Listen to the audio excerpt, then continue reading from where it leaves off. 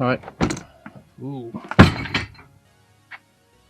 In here we've got these plastic covers covering up the bolts for this lower section of the seat. And if we let this fold down,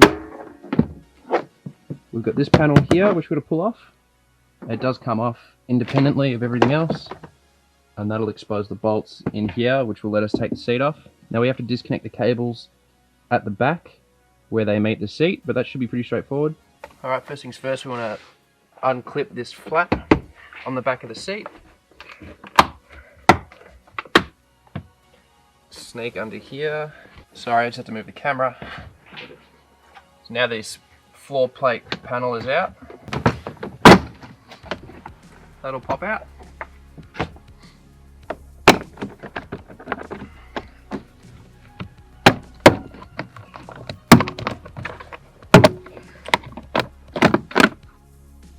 Now these seem to hinge underneath these metal bits here, so I think once we undo them, the plastics will come out with the seat at the same time.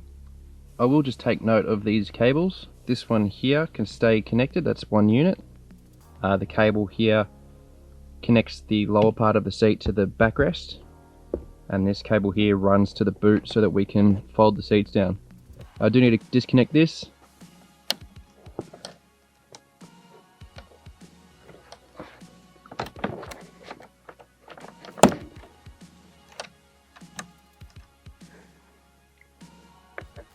Now I think I can leave the rest of these two cables connected, and I just have to pull the backrest and the lower part of the seat out in one hit.